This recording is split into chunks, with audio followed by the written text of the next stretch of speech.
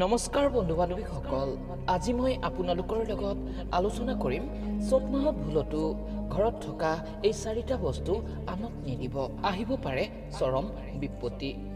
গতিকে ইয়াৰ বিষয়ে সবিশেষ জানিবলৈ হ'লে আহক প্ৰথমে ভিডিঅ'টি আৰম্ভ কৰি লওঁ। বন্ধুসকল, আৰু কেইদিনমানৰ পাছতেই আহি আছে নতুন বৰ্ষ অৰ্থাৎ বহাগ মাহ। এই চ'ত মাহত এনে কিছু বিধি ৰৈছে যাক প্ৰত্যেক গৃহস্থই মানি চলাটো উচিত। ঠিক সেইদৰে আজি এই ভিডিঅ'টিত এনে কেইটামান বস্তুৰ বিষয়ে ক'বলৈ গৈ আছোঁ যাক চ'ত মাহত ঘৰৰ পৰা কেতিয়াও আনক দিয়া একদমেই উচিত নহয়। আৰু যদিহে আপুনি কেনেবাকৈ দিয়ে আৰু সেই বস্তু যদি আপোনাক বহাগ মাহৰ আগত ঘূৰাই নিদিয়ে, তেন্তে ইয়াৰ দ্বাৰা আহিব পাৰে চৰম বিপত্তি। সেয়েহে বন্ধু বান্ধৱীসকল, জানো আহক ইয়াৰ সম্বন্ধে। বন্ধুসকল, এই চ'ত মাহটি হৈছে 12টা মাহৰ ভিতৰত একেবাৰেই শেষৰ মাহ, আৰু ইয়াৰ পাছতেই আহি আছে নৱবৰ্ষ। গতিকে এই নৱবৰ্ষৰ আগৰ মাহটিত এনে কেইটামান বস্তু আছে যাক এই সময়ত নিজৰ লগতে ৰখা উচিত। সেয়েহে এই বস্তুকেইটাৰ ভিতৰত 1 নম্বৰৰ বস্তুটিয়েই হ'ল চাউল। বন্ধুসকল, যদিহে এই মাহত আপুনি কাৰোবাক চাউল ধাৰলৈ দিয়ে আৰু তেওঁ যদি আপোনাক বহাগ মাহৰ আৰম্ভণিৰ আগতে এই চাউল আপোনাক ঘূৰাই নিদিয়ে, তেন্তে নতুন বছৰটিত আপোনাৰ ওচৰলৈ আহিব পাৰে বিপত্তি।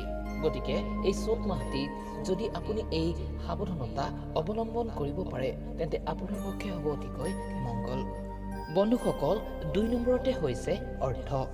বন্ধুসকল, সকলোৱে জানে যে এই অৰ্থই হ'ল অনৰ্থৰ মূল। সেয়েহে এই চ'ত মাহটিত যাৰ অৰ্থ তেওঁৰ লগতেই থকা উচিত। লগতে আপোনাৰ যদি কাৰো ওচৰত কোনো ধাৰ থাকে, তেন্তে এই ধাৰ এই মাহটোত অৱশ্যেই পৰিশোধ কৰা উচিত। এই মাহটিত নিজৰ সঞ্চিত ধন নিজৰ লগতেই থকাটো মংগল। যদিহে আপোনাৰ কোনো ঋণ থাকে, তেন্তে এই মাহত আপুনি সন্ধিয়া লগাৰ আগতেই সেই ঋণ বা ধাৰ পৰিশোধ কৰিব, কিন্তু সন্ধিয়া নহয়। বন্ধুসকল, 3 নম্বৰতে হৈছে তামৰ বা পিতলৰ বস্তু। বন্ধুসকল, এই মাহটিত কোনোভাৱেই তাম বা পিতলেৰে তৈয়াৰী বস্তু ভুলতো আনক ধাৰলৈ নিদিব।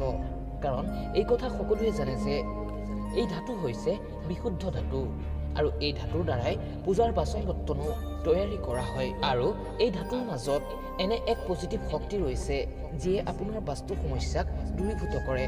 গতিকে আপুনি যদি আপোনাৰ বাস্তু দোষসমূহ দূৰ কৰিব বিচাৰে আৰু জীৱনত যদি উন্নতি হোৱাটো কামনা কৰে, তেন্তে এই চ'ত মাহত ভুলতো এই বাচন বৰ্তন আপুনি আনক ধাৰলৈ নিদিব।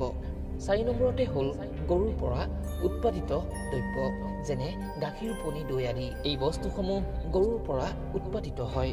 গতিকে এনে বস্তুসমূহ যিসকল লোকে ব্যৱসায় হিচাপে কৰি আছে তেওঁলোকৰ বাবে একো নাই, কিন্তু যিসকল লোকে বিনামূল্যত বা ধাৰলৈ দিয়ে তেওঁলোকে অন্ততঃ এই মাহটিত ধাৰলৈ দিয়াৰ পৰা বিৰত থাকক। কিন্তু এটা কথা মনত ৰাখিব, যদিহে আপুনি কোনো শিশুৰ কাৰণে দিবলগীয়া হয়, তেন্তে আপুনি দিব পাৰে, কাৰণ এই শিশু হৈছে স্বয়ং নাৰায়ণ স্বৰূপ। সেয়েহে বন্ধু বান্ধৱীসকল, যদিহে ভিডিঅ'টি ভাল পালে তেন্তে তলত কমেণ্টত